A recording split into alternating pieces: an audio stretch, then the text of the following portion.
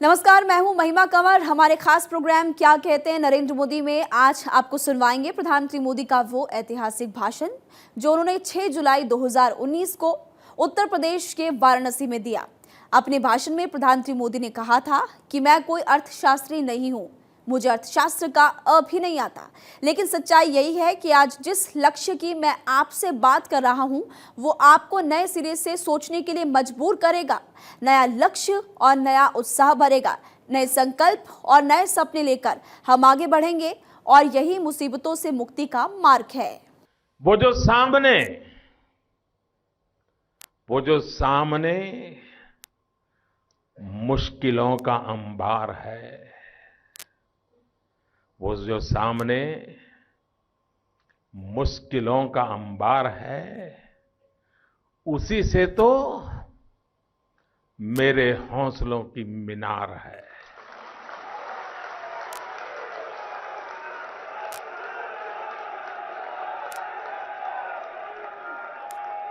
उसी से तो मेरे हौसलों की मीनार है।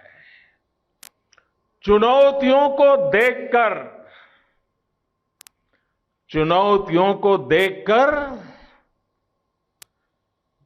घबराना कैसा,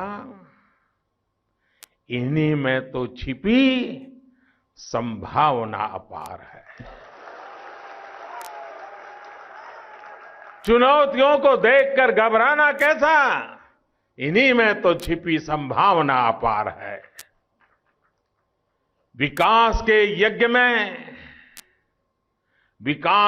यज्ञ में परिश्रम की महक है, यही तो मां भारती का अनुपम श्रृंगार है। विकास के यज्ञ में परिश्रम की महक है, यही तो मां भारती का अनुपम श्रृंगार है। गरीब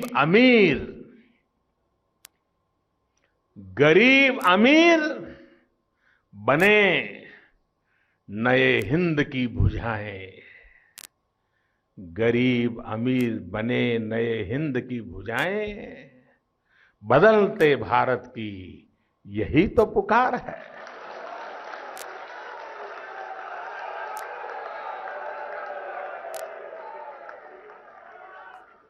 देश पहले भी चला और आगे भी बढ़ा।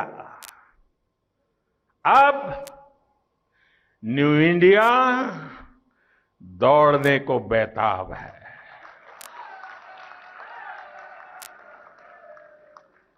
दौड़ना ही तो न्यू इंडिया का सरोकार है। तो साथियों, बात होगी हौसले की, नई संभावनाओं की, विकास के यज्ञ की, मां भारती की सेवा की और न्यू इंडिया के सपने की। ये सपने बहुत हद तक जुड़े हुए हैं $5 ट्रिलियन इकोनॉमी के लक्ष्य से।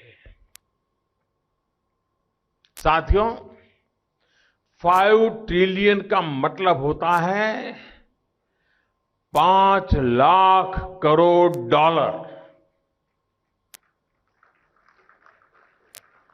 और अगर रुपये के संबंध में बात करें तो समझिए कि उसका भी 65-70 गुना। दूसरे शब्दों में कहें तो आज हमारी अर्थव्यवस्था का जो आकार है उसका लगभग 2 गुना। आप सोच रहे होंगे कि कार्यकर्ता सम्मेलन में कहां मैं अर्थशास्त्र की इतनी गूढ़ बातें क्यों करने लग गया। देखिए दोस्तों, मैं खुद भी कोई अर्थशास्त्री नहीं हूं।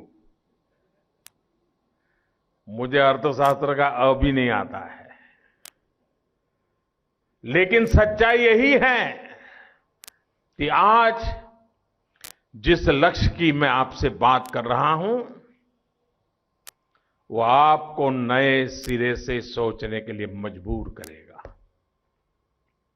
नया लक्ष्य, नया उत्साह भरेगा, नए संकल्प, नए सपने लेकर हम आगे बढ़ेंगे और यही मुसीबतों से मुक्ति का मार्ग है।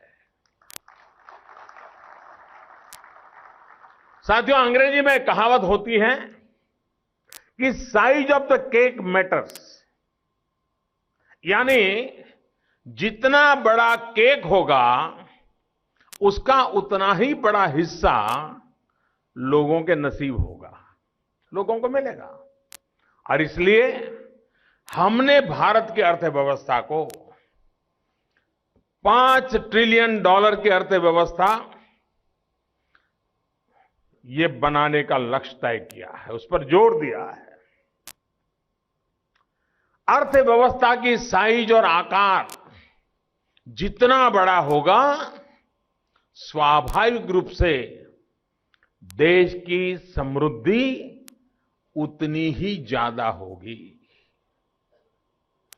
हमारे यहां गुजराती में कहावत है, मुझे पता नहीं हिंदी में क्या होगा। वो कहावत ऐसी है, अगर कुएं में है तो हवाड़े में आएगा। मतलब अगर कुआं भरा पड़ा है तो फिर छोटे अगर तालाब है वो तो उसमें पानी पहुंचेगा, खेत तक पहुंचेगा। अगर कुएं में नहीं होगा तो कहां पहुंचेगा। यही समृद्धि हर परिवार की, हर व्यक्ति की आय, आमदनी और जीवन स्तर में भी परिवर्तन लाती है।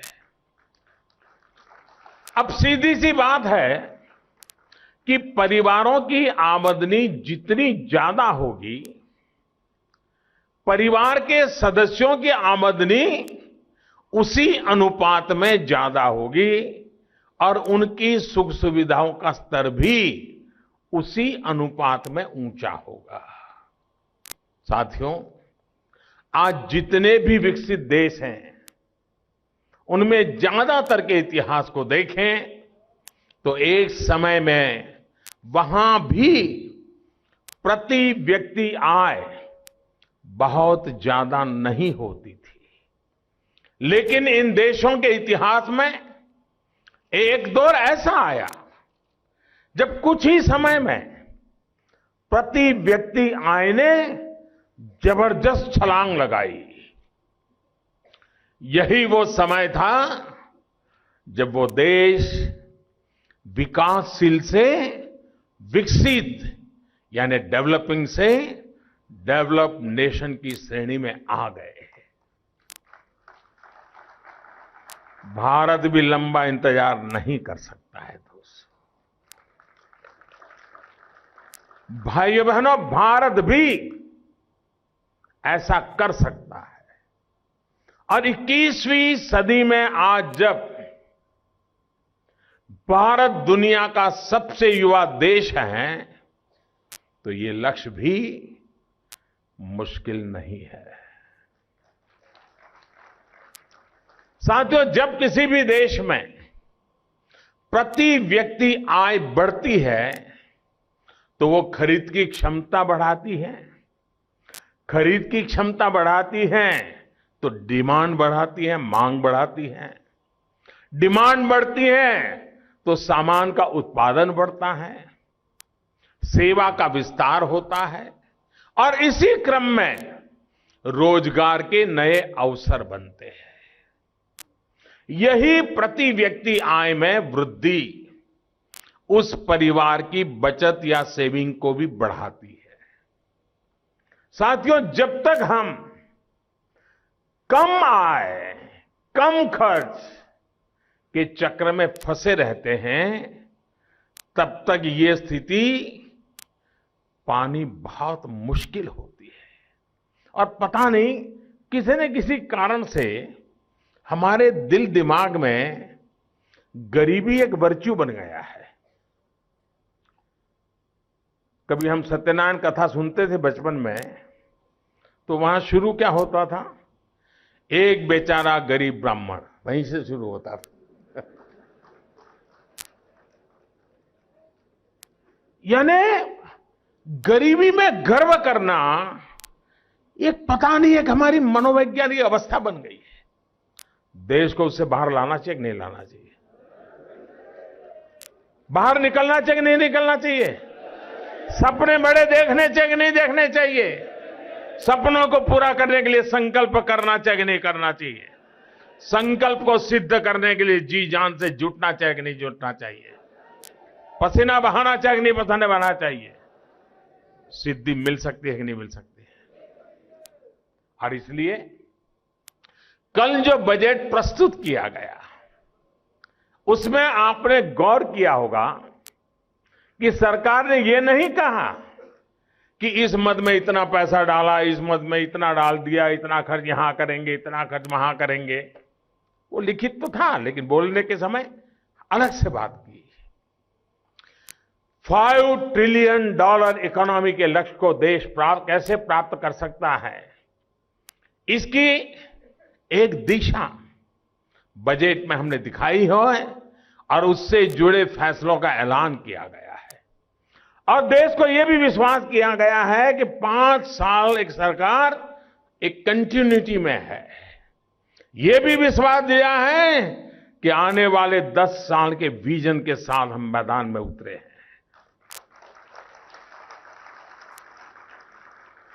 साथियों, उसका एक पड़ाव है ये 5 वर्ष। आने वाले 5 वर्ष में $5 ट्रिलियन की विकास यात्रा में अहम हिस्सेदारी होगी हमारे किसान भाइयों बहनों की, खेती की, गांव की। आज देश खाने पीने के मामले में आत्मनिर्भर है, तो इसके पीछे सिर्फ और सिर्फ देश के किसानों का पसीना है, सतत परिश्रम है। अब हम किसान को पोषक से आगे निर्यातक यानी एक्सपोर्टर के रूप में देख रहे हैं। अन्न हो, दूध हो, फल, सब्जी, शहद या ऑर्गेनिक उत्पाद, ये हमारे पास निर्यात की भरपूर क्षमता है। और इसलिए बजट में कृषि उत्पादों के निर्यात के लिए माहौल बनाने पर बल दिया गया है। फूड प्रोसेसिंग से लेकर मार्केटिंग तक का आधुनिक इंफ्रास्ट्रक्चर तैयार करने पर निवेश बढ़ाया गया है। इसी सोच के साथ यहां आप सबको मालूम है, राजा तालाब और गाजीपुर घाट में जो पेरिशेबल कार्गो का निर्माण किया गया है, उसके नतीजे दिखाई देने लगे हैं। आप लोग ये जानकर खुशी होगी कि अब तक यहां से फल सब्जियों के 11 शिपमेंट विदेश भेजे गए हैं। यानी एक शुरुआत हुई है और उसका सीधा लाभ यहां के किसानों को हुआ है। यहां जो प्याज और केला होता है, उसे ले जाने के लिए स्पेशल रेल कंटेनरों की व्यवस्था भी की गई है।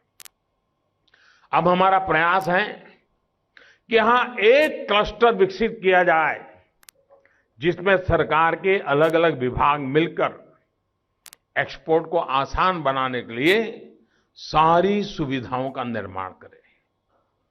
यहां जो बनास डेयरी की शुरुआत हमारे यहां की गई है, वो भी आज 6,000 किसानों से 11,000 से ज्यादा लीटर दूध इकट्ठा कर रही है। ये तो शुरुआत है। पहले बहुत से किसानों को कम कीमत पर दूध बेचना पड़ता था, लेकिन अब उन्हें भी इस डेयरी का लाभ मिल रहा है, ज्यादा पैसे मिल रहे हैं। भाई और बहनों, किसान जो कुछ भी उगाता है उसमें वैल्यू एडिशन करके उसको दुनिया के बाजारों में निर्यात करने के लिए निर्यात नीति भी हम बना चुके हैं।